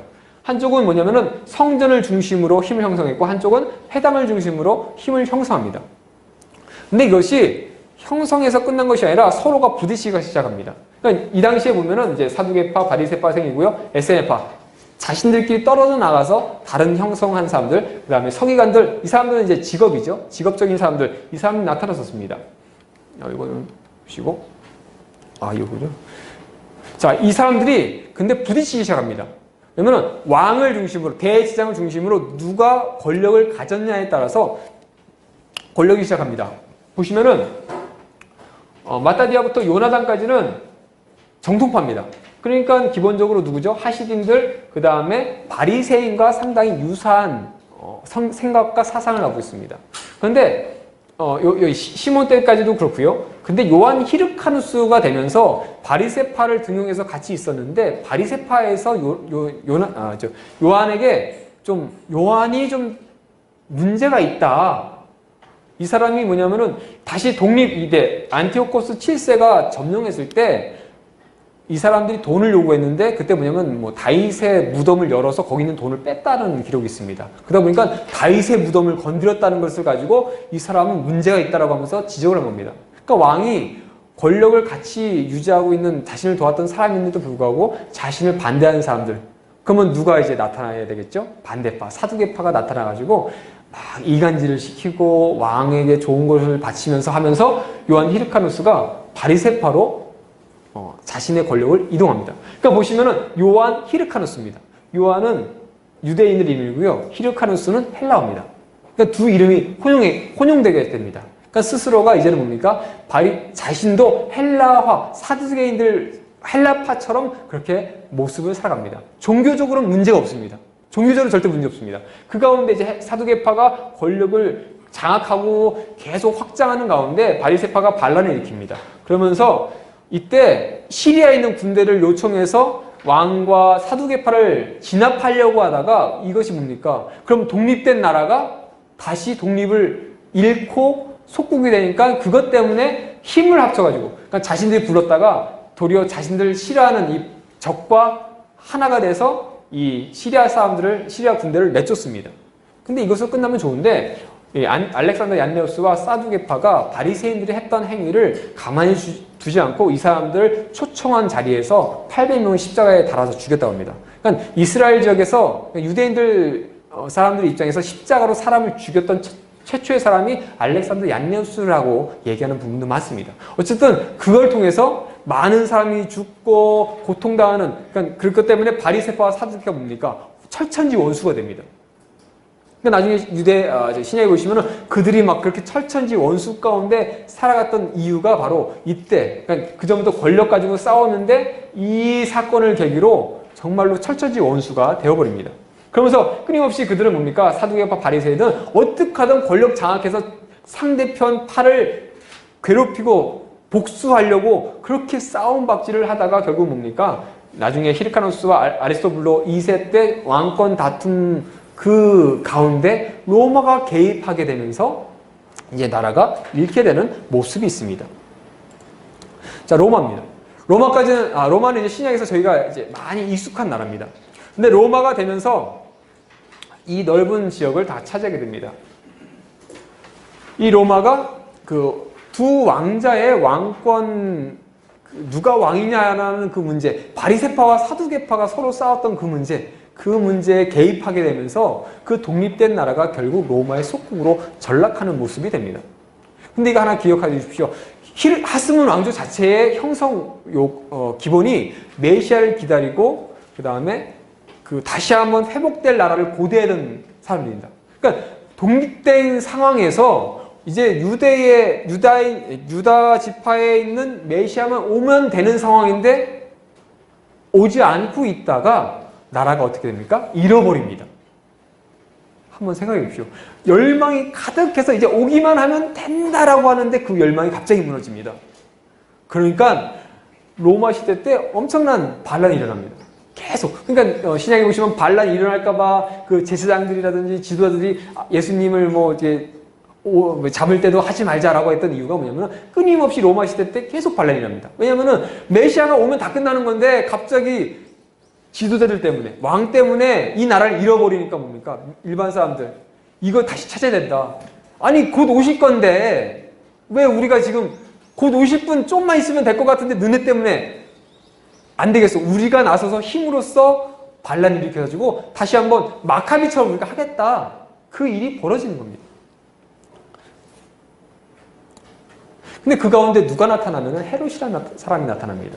그 마지막 왕자가 둘이 싸울 때 헤롯의 아버지였던 안티파네스가 나타나가지고 그때부터 권력을 유지하기 시작하더니 이제 신약에 보시면 헤롯이 나타나지 않습니까? 헤롯이, 그러니까 아버지도 그렇고 헤롯도 그렇고 정말로 그들의 성경의 기록에는 참으로 나쁜 사람, 두 살이야 그렇게 참혹하게 죽이고 예수님 죽이려고 했던 그 사람들이라고 생각하지만 그들은 정치적으로는 뭐 속된 말로 천재라고까지 얘기합니다. 왜냐면은 로마의 그 많은 누구죠? 가이사라든지 그다음에 그 당시에 있던 뭐 폼페우스 이 두 사람 사이에 왔다 갔다 줄다리기 하면서 서로에게 다 이득권 취하고 또 뭡니까? 헤롯은 누굽니까? 옥타비아누스와 그다음에 갑자기 안토니오 사이에서 안토니오를 원래 지지했다가 안토니오가 죽으니까 옥타비아누스가 붙었다가 이거 그냥 보면은 간에 붙었다 쓸리게 붙었다 이거 정말 나쁜 놈 같네 라고 하지만 헤롯이랑 그 아버지가 정말 똑똑합니다. 자신들의 모든 것을 통해서 권력을 유지하고 그것을 지키려고 정말 안간힘을 썼습니다. 근데 더 놀라운 것은 그 가운데 유대인들에 대한 권력도 유지했다는 겁니다. 개종했습니다. 스스로 뭡니까? 나는 유대인이야. 민족적으로는 모르지만 이미 자신들은 개종했으니까 뭡니까? 유대인입니다. 그리고 그들이 바벨론 포로 이후에 유대교로 개종하면 유대인이라고 생각했습니다. 그것이 당연한 거였습니다. 그러니까 헤롯도 유대인입니다. 근데 유대인인데 아까 헬라 제국 얘기할 때 보면은 그리스인들과 유대인들이 막 부딪혔다고 했죠. 마찬가지입니다. 로마 시대 때도 유대인들이 특권을 가지고 있으니까 그것이 너무나 꼴보기 싫어가지고 그들의 종교를 탄압하고 이런 일들이 곳곳에서 일어난 겁니다. 그러니까 그것을 헤롯이 듣고서는 그 아버지도 듣고서는 대단한 거죠. 그거 지켜주려고 자신들 돈 갖고 가가지고 황제들 박히면서 우리 유대인들이 자기 유대인이니까 유대인들이 종교적으로 그렇게 고통받습니다. 옛날부터 과거에 알렉산더부터 지금까지 그 특권 다 유지했는데 제발 그거 해주십시오 라고 하니까 황제들이 그들이 자신들이 했던 것들 그들이 전쟁 벌이면서 도와줬던 것을 생각하면서 내가 해주겠다면서 아예 로마에 칙령으로 내립니다. 유대인들에 대해서 건들지 마라. 그러니까 뭡니까? 그 로마 지역에서 반란이 일어나고 했는데도 불구하고 한번 생각해 보시죠. 속국에서 반란이 일어났으면은 그냥 진압해가지고 다 없애버리면 끝난 겁니다. 70년 전쟁도 필요 없고요. 135년에 그 반란도 필요 없습니다. 그냥 그 전에 다 점령하면 끝나는 건데도 불구하고 로마가 그걸 유지했었던 게 뭐냐면은 그 헤롯 가문에 의해서 유지됐던 겁니다. 그러니까 헤롯 가문이 예수님을 죽이려고 했던 그런 왕권을 지키려고 별짓 자기 아들도 죽이고 부인도 죽이고 하는 그런 참혹한 일도 했지만 그 권력 가운데 뭡니까? 유대인들이 보호받았다는 겁니다. 그 권력을 보호받았다는 겁니다. 각 지역에서 회당에서 예배드리고 이방인들이 와서 유대인으로 개종하고 있어도 불구하고 그것이 다 유지될 수 있었고 바울이 전도 여정 가운데 그렇게 말씀을 전해도 불구하고 로마인들이 뭡니까? 너네 종교 너네가 알아서 해. 우린 몰라. 왜요? 로마의 법에 의해서는 그들의 종교는 건들면 안 되니까요. 너네가 알아서 해. 그러니까 예수님이 십자가에 갈 때도 뭡니까? 마찬가지죠. 로마법으로는 아무것도 없으니까 너네 종교적인 이유 아니냐? 난 죄 없다. 이것이었는데 빌라도가 그렇게 얘기했는데 뭡니까? 가이사의 왜냐면 예수님은 왕이라고 하니까 왕 대 왕이니까 반란이지 않습니까? 그 문제도 일어나는 그 벌였던 일들. 그러니까 종교적으로 문제가 아니라 로마의 법에 의해서 로마에 의해서 십자가형을 처한 모습들. 그러니까 종교적으로 그렇게 그들은 보호받고 있었다는 겁니다.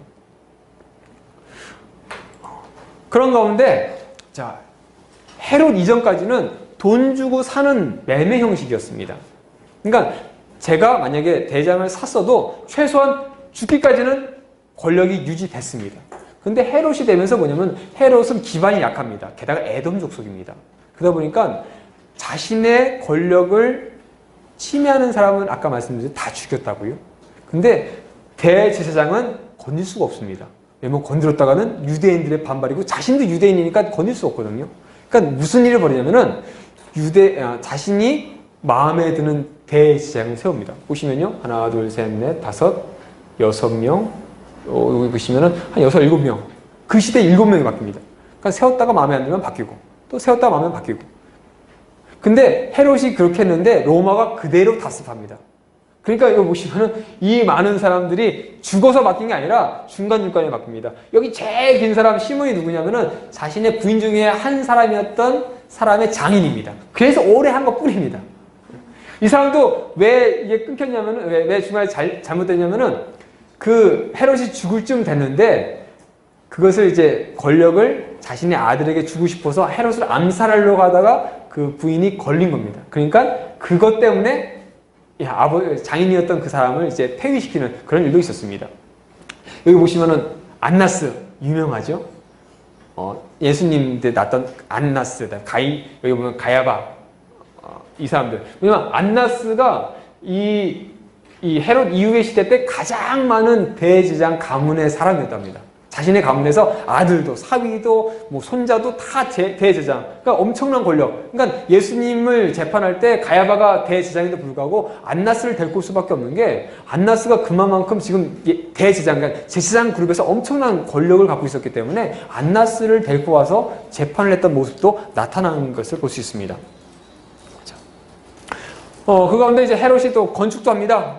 왜냐면은 그가 이제 황제들에게 잘 보이려고 가이사랴 왕의 이름을 가진 항구 도시를 만들기도 하고요.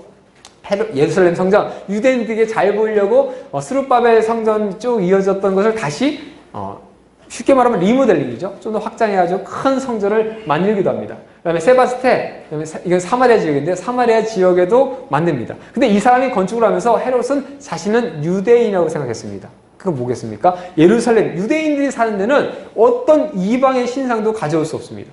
로마에서 군대들이 갈 때 깃발을 들고 막 가는데 헤롯이 있기 때문에 헤롯이 황제에게 그렇게 해가지고 칙령을 받았기 때문에 그 군단의 깃발조차도 그 지역에 갈 때는 내렸다고 합니다. 왜요? 그 지역에는 이방의 것이 들어오면 안 되기 때문에. 그러니까 얼마나 헤롯이 정말 그 유대인들의 그것을 지켜줬는지 알 수 있습니다. 자, 그 가운데에 누가 나타나면 헤롯 당이라는 사람도 나타납니다. 왜냐하면 헤롯을 지지하는 사람들, 헬라파로서 사두개인이 돼서 권력을 유지하던 사람들이 헤롯이 되니까 헤롯을 통해서 권력을 유지하기 위해서 헤롯을 지지하는 사람이 나타난 겁니다. 왜냐하면 헤롯의 가문이 세용나면서 나중에 70년 전쟁이 끝날 때까지 그 왕권, 그러니까 유대인들의 왕이라고 생각할 수 있는 사람은 다 누구냐면 헤롯 가문입니다. 그러니까 그 가문 가운데 권력을 유지하고 싶은 사람들도 나타났다는 겁니다. 잠시만요. 보시면은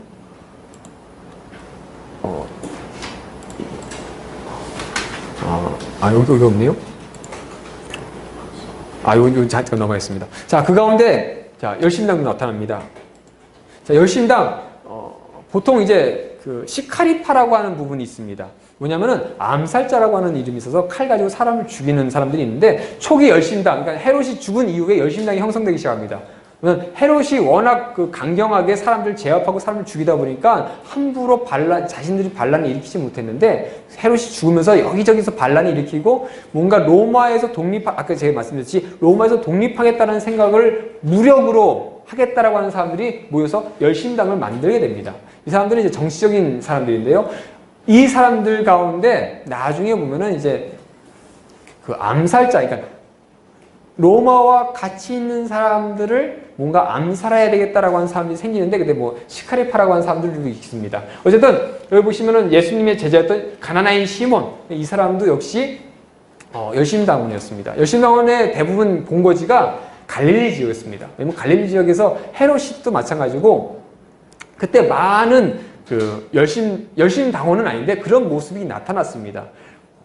그러다 보니까 어쩌면은 이제 가나나인 시몬도 마찬가지지만 갈릴리 지역에 있었던 제자들 있지 않습니까? 그 사람들도 어쩌면 열심 당원이지 않았을까라고 하는 부분도 있습니다. 왜냐면 대부분 갈릴리 지역에 있었고 나중에 전쟁이 났을 때도 갈릴리 지역에서 그 요세푸스가 뭐 갈릴리 지역의 총사령관이 돼가지고 전쟁 벌이는 일도 있었고 그러다 보니까 그것도 있고요. 그 다음에 뭐냐면은 바리새인들이 예수님을 죽일 때 반란의 그 얘기를 할 때 뭐라면은 예수님을 갈릴리 지역 나사렛 사람이라고 지칭하는 부분이 있긴 한데 그분이 뭐냐면은 예수님이 그런 지역 사람이다, 열심당원 사람이다, 로마 황제에게 반란을 일으킨 사람이다라는 겁니다.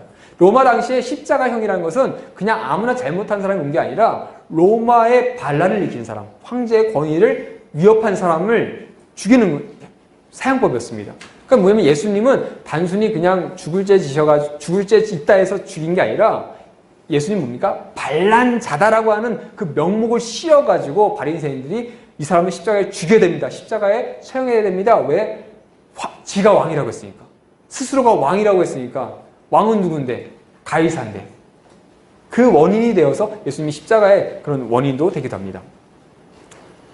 여기 보시면은, 그래서 이제 유대인 지역. 그러니까 이런 형성 가운데 이제 사두개인, 바리새인, 헤롯 땅, 에스네파, 열심당원이라는 사람들이 성경에 나타나게 되고요. 특별히 성경에 보시면은 사두개인, 바리새인, 헤롯 땅까지는 얘기 나오고, 열심당도 어느 정도 모습은 나타나는데, 에스네파는 거의 안 나타납니다. 왜냐면 이 사람들은 완전 고립돼서 다른 데 있기 때문에 거의 나타나지 않는 모습이 있습니다. 나중에 보시면 70인 전쟁 이후에 누굽니까? 사두개인 사라지고 헤롯 땅, 에스네파, 열심당 다 사라지고 마지막 바리새인. 지금도 여전히 율법 읽으면서 하는 이유가 뭐냐면은 전쟁 이후에 모든 파들이 사라지면서 바리새파만 살아남아 있기 때문에 지금도 그들이 그 전통 가운데 있는 것을 보게 됩니다. 자 보시면은 70인역 성경 있고요. 자 성경 가운데는 없지만 외경, 위경이라는 게 있습니다. 뭐냐면은 성경은 아닌데 굳이 이제 중간사를 그냥 보시겠다고 그냥 그 당시에 어떤 문화가 있었을까라고 한다고 보시지만 성경은 아닙니다. 그 당시에 어떤 문화들, 뭐 묵시문항에 대한 이야기도 나오고요. 어쨌든 그런 모습들이 외경과 위경에서 나타나는 모습도 있습니다. 근데 이런 모든 것이 형성되면서 뭡니까? 결국은 메시아가 오길 기다리면서 회복된 나라를 기다렸던 그들이 유대인들이었습니다. 자, 유대인들이 지금 이제 중간사 기간을 끝났습니다. 구약을 끝내고 중간사 끝내고 이제 신약 초기로 넘어갑니다. 그 가운데 파벌도 나눠져 있고요. 서로가 싸우는 일도 있습니다.